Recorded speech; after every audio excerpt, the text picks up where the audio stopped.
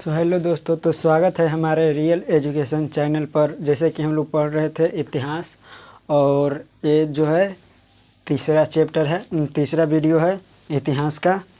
और यूरोप में राष्ट्रवाद पढ़ रहे थे। तो हम लोग पढ़ लिए थे मेटरनी के बारे में, नेपोलियन के बारे में हम लोग पढ़ लिए थे। उसके बाद जो फ्रांस में जो क्रांति हुआ था उसके बारे में भी पढ़ लिए थे, थोड़ा बहुत जान लिए थे जानकारी। बाकी और बताएंगे। वहाँ पे फ्रांस के 3 क्रांति हुआ था। 1789 के क्रांति, 30 की क्रांति, 1830 की क्रांति और 1848 के क्रांति। तो ये तीनों को हम लोग बारी बारी से पढ़ेंगे फिर से डिटेल से। केवल हम लोग अभी ऊपरे पढ़ लिए हैं 1789 के। तो आज हम लोग उससे आगे वीडियो में बढ़ने वाले हैं। और अगर हमारे साथ अगर नोट्स बनावित होंगे तो बहुत एक बेहतर नोट आपको बन जाएगा। तो इसलिए आप कॉपी और कलम को लेकर बैठे। और इससे पहले 2 और वीडियो बना दिए हैं, ये तीसरा वीडियो है। तो आज उसको भी पहले आप देख लीजिएगा, इससे ज़्यादा आपको समझ में आएगा। तो देखिए, हम लोग पढ़ रहे थे यूरोप में राष्ट्रवाद का उदय।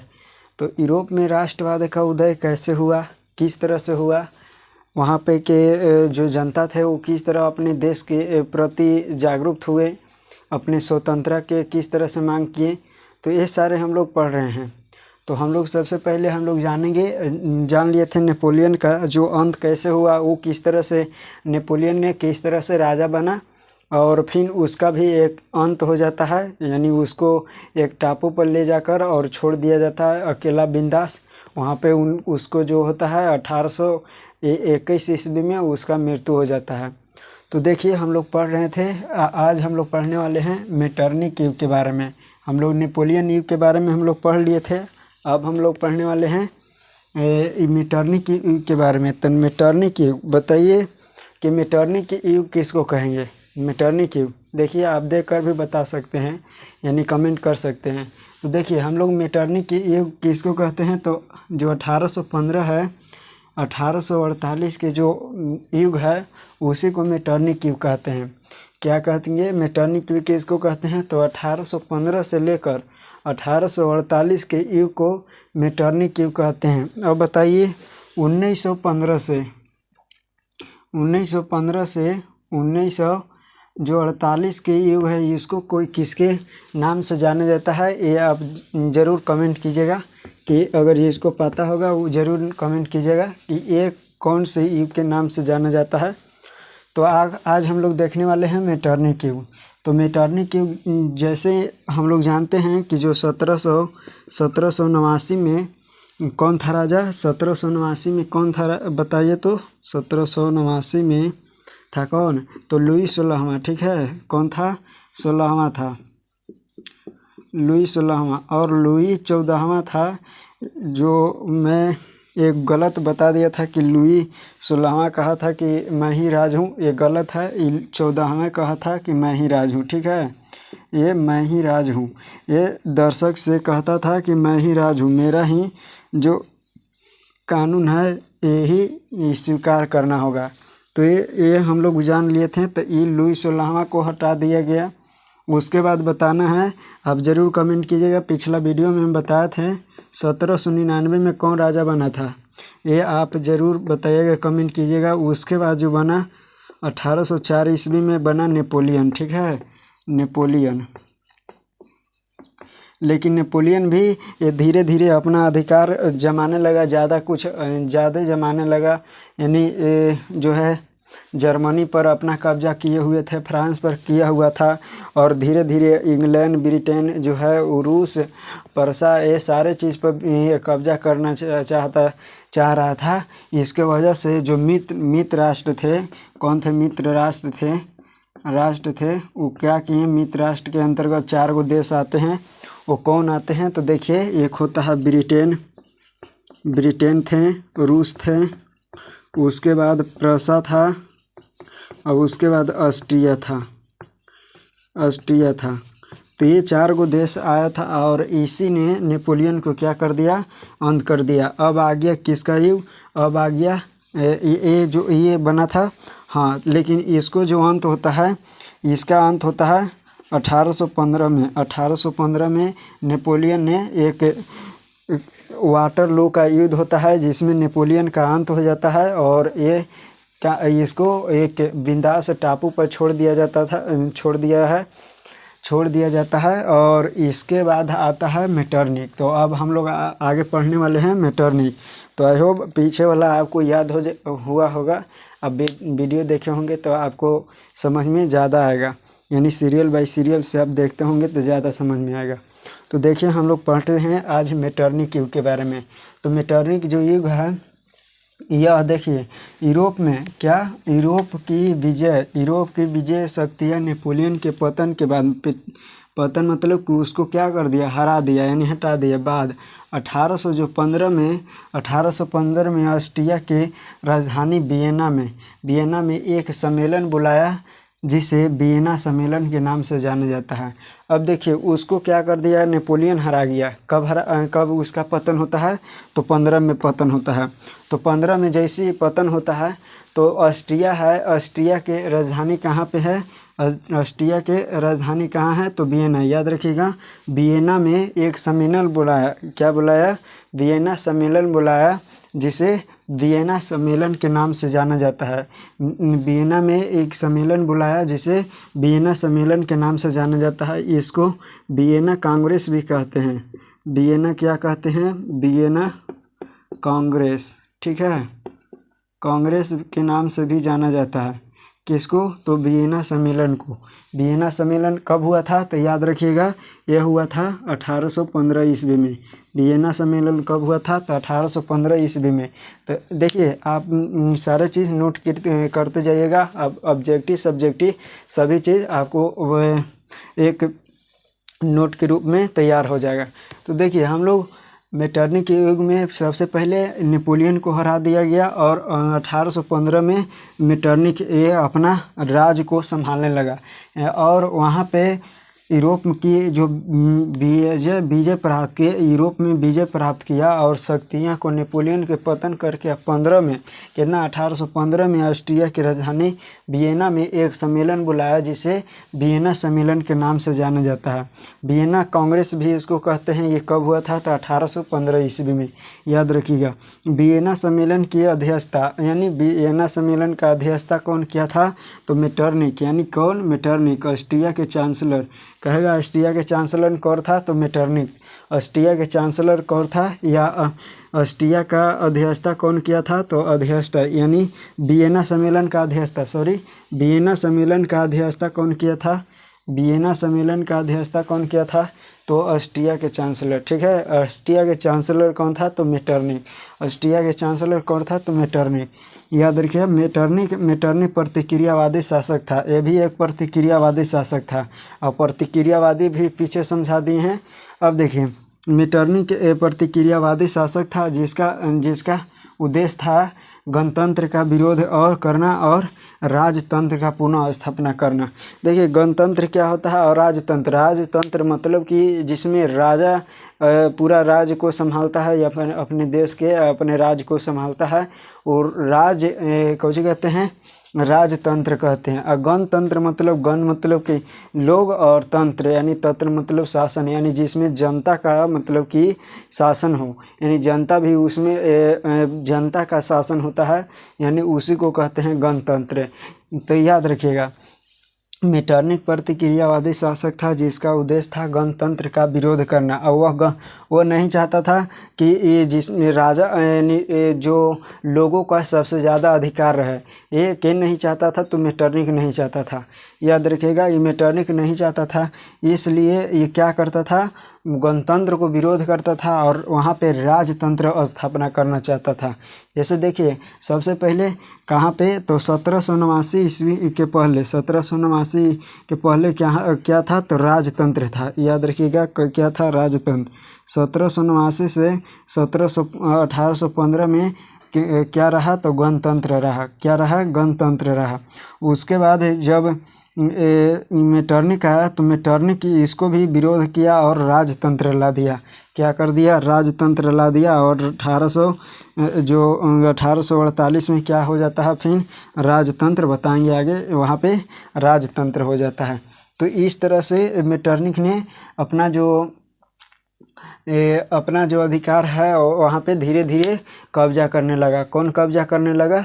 मेटरनिख कब्जा करने लगा। यानी तो इस तरह से यहाँ पे शासन कर रहा था। तो देखिए सबसे पहले फिर जानते हैं कि यहाँ पे यूरोप की विजय शक्तियाँ नेपोलियन के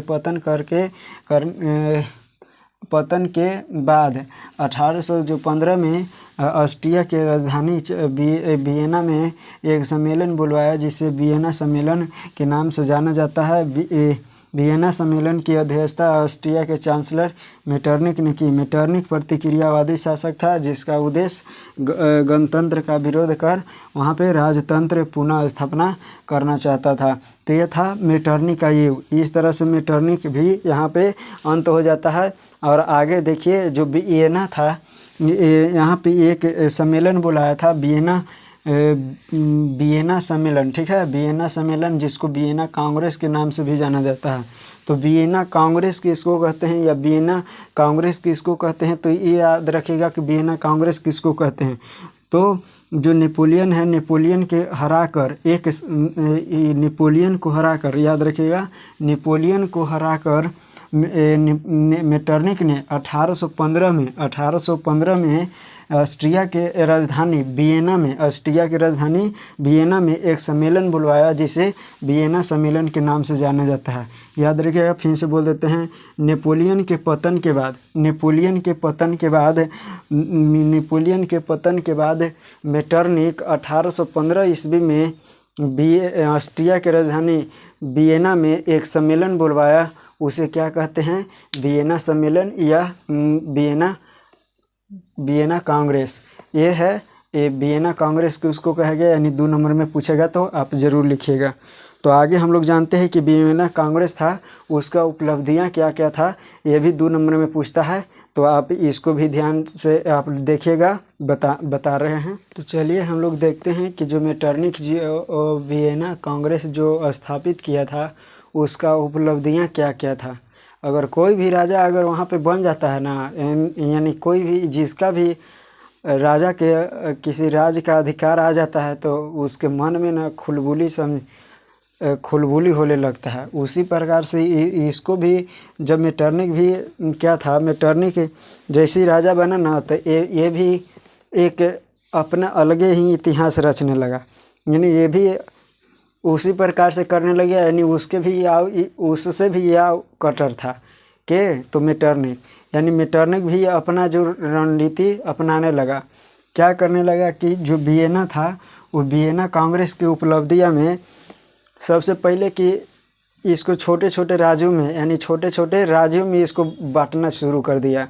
इसको जितने भी जो बड़ा जो यूरोप में जो बड़े बड़े देश थे, उसको यानी छोटे छोटे जो देशों के जो ये महादेश के अंदर देश थे, उसको भी छोटे छोटे टुकड़ों में बांटना शुरू कर दिया।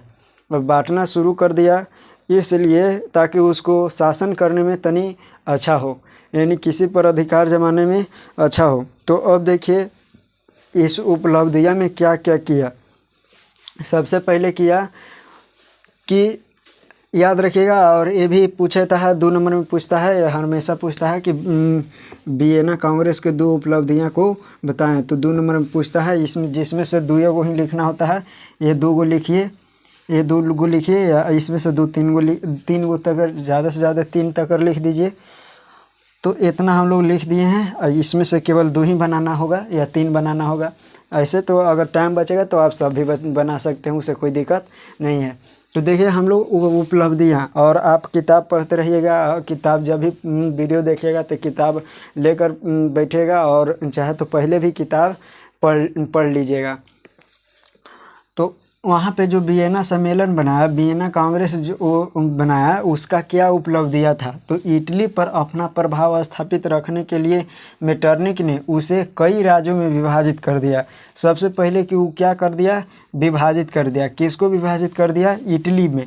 इटली पर सबसे पहले प्रभाव जमाना चाहता था, और उसको कई राज्यों में क्या कर दिया, विभक्त कर दिया। अब विभक्त करना शुरू कर दिया। अब देखिए दूसरा था सिसिली और नेपल्स के प्रदेश में बोर्बो वंश के सम्राट फर्डिनेंट, ठीक, वो फर्डिनेंट को दे दिया गया। अब धीरे धीरे अब अलग अलग अपने ही राजा को, यानी अपने ही जो साथी था उसको धीरे धीरे क्या करने लगा, अपना अधिकार देने लगा। और वहाँ पे कहने लगा कि अब तू शासन करो, वहाँ पे तू शासन करो और यहाँ पे हम शासन करते हैं। इस तरह से करने लगा। यानी सिसिली और नेपल्स था कि वहाँ के प्रदेशों में बुर्बो वंश का यहाँ पे शासन दे दिया। किसके, तो फर्डिनेंट को दे दिया गया। ठीक है। अब देखिए रोम और उसके आसपास के जितने भी राज्य पोप को सौंप दिया। पोप मतलब कि क्या होता है, जो चर्च के पुजारी होता है। ठीक है, चर्च का जो पुजारी होता है, तो इसको दे दिया, यानी जो पोप को सौंप दिया। ठीक है, पोप को सौंप दिया। जितने भी रोम और उसके आसपास के जो राज्य था वो किसको सौंप दिया, तो पोप को सौंप दिया, यानी चर्च के जो पुजारी थे उसको सौंप दिया गया। फिर लोमडिया और वेनेसिया पर ऑस्ट्रिया के प्रभुत्व कायम हुआ। और इस तरह से वहाँ पे क्या हुआ कि लोमडिया और वेनेसिया पर ऑस्ट्रिया की प्रभुत्व कायम हुआ। अब आगे है, देखिए अब धीरे धीरे उसको धीरे धीरे क्या करने लगा, सभी जगह पर कब्जा करने लगा और उसको कई छोटे छोटे टुकड़ा में विभक्त कर दिया, इसलिए कि वह अपना अच्छा से एक राज को चला सके। तो देखिए फिर धीरे धीरे क्या होगा कि लोमडिया और जो वेनेसिया है तो उस पर जो ऑस्ट्रिया की प्रभुत्व कायम हुआ। फिर उसके बाद है परम मुंडना और टस्की पर प्रातः हैब्सबर्ग राजवंश को दे दिया गया। यानी इस तरह से छोटे छोटे जितने भी छोटे छोटे राज था वो किसी न किसी को अपने ही रिश्तेदारों को क्या कर दिया, सौंपने लगा। यानी जो छोटे छोटे जो प्रजा था यानी राजा था उसको क्या करने लगा, सौंपने लगा। किस लिए कि अब ताकि वहाँ जितना भी राज करेगा यानी हमारे ही आदमी राज करेगा और हम धीरे धीरे क्या होंगे, ताकतवर होंगे। के सोचता था, मेटरनिक सोचता था। इसीलिए तो सबसे ज़्यादा यह राज किया। कब से कब किया, तो 15 से, याद रखिएगा 15 से 48 तक इतना दिन तक राज किया था। यानी 15 से 48 तक यह राज किया। वह अगर हम लोग बात करते हैं किसको, तो नेपोलियन के, तो नेपोलियन इतने ही राज किया था। यानी ये ज़्यादा ये चालाक था कि मेटरनिक, इसीलिए इतना राज किया। अब ये धीरे धीरे क्या कर दिया, यानी अपना जो राजा था और राजा को छोटे छोटे जो राज था उसमें कई राजा को वहाँ पे कायम रखने लगा, यानी बैठाने लगा। फिर जेनवा और जो पिनमाउंट था वहाँ के राज में सम्मिलित कर दिया। उसके राज में क्या कर दिया, राज में सम्मिलित कर दिया। जो जेनेवा था और पिनमाउंट था तो पिनमाउंट के राज में सम्मिलित कर दिया गया। उसको क्या कर दिया गया, राज में सम्मिलित कर दिया गया। अब देखिए जर्मनी में सबसे लास्ट है, जर्मनी में 39 रियासतों का संघ कायम रहा, जिस पर ऑस्ट्रिया का अधिकार स्थापित किया गया तथा घर संभव प्रयास किया गया कि राष्ट्रीयता की भावना नहीं जागे। और वह हर प्रयास चाहता था, वो हर संभव प्रयास किया मेटरनिक। ठीक है, कौन किया, मेटरनिक, याद रखिएगा मेटरनिक। ये हर संभव क्या कहता था, ये हर संभव चाहता था, यानी हर समय यही चाहता था कि किसी भी प्रकार से कितनों भी प्रयास करे अपने राष्ट्र के प्रति जागरूक होने का, तो इसको जागरूक नहीं होने देना है। किसको नहीं, तो जो वहाँ के जितने भी लोग थे, वहाँ के जितने भी जनता थे उसको जागरूक नहीं होने देना है। किसके प्रति, अपने राष्ट्रीयता के प्रति। वो हर संभव प्रयास करता था कि राष्ट्रीय की भावना दम नीचा पा जाए, बहुत ही नीचे पर आ जाए, ताकि जनता कुछ कर ना सके। तो इस तरह से हम लोग इस तरह से एक कांग्रेस सम्मेलन में अपना मीटिंग जो था, वो मीटिंग में इस तरह से अपना भावना को यानी अपने जो विचार था वो प्रस्तुत करते हुए और उस पर शासन करने लगा। किस पर? तो जो फ्रांस है यानी यूरोप है, यूरोप में शासन करने लगा। तो हम लोग इतना हम लोग देख लिए। ये था वियना कांग्रेस का उपलब्धियाँ, और उसके पहले हम बताया मेटरनिटी क्यूब। तो ये हम लोग 2 गो क्वेश्चन देखें। तो सबसे पहला बात है कि आप हमको ये 2 गो क्वेश्चन बताना है आपको कि रोम जो है वो किसका राजधानी है। ठीक है, रोम है वो किसका राजधानी है, ये आप लोग को बताना है। तो देखिए इस तरह से हम लोग पढ़ें और जानें। तो अगला बार हम लोग जानेंगे 3 गो क्रांति के बारे में जानेंगे, जिसमें पहला क्रांति है 1789 की क्रांति जो फ्रांसीसी क्रांति है। उसके बाद है 1830 की क्रांति जानेंगे। उसके बाद 1848 की क्रांति जानेंगे। यानी हम लोग ये 3 गो क्रांति जानेंगे और तीनों में देखेंगे कि क्या क्या हुआ था। तो इस वीडियो में हम लोग यहीं तक रहने देते हैं।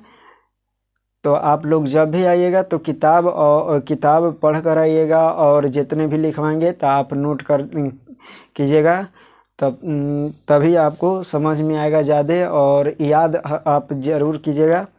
इसे आपको आगे जितने भी आगे पढ़िएगा तो पीछे वाला भी कवर हो जाएगा और आगे वाला भी कवर हो जाएगा। तो हम लोग मिलेंगे अगले वीडियो में, तब तक के लिए जय हिंद।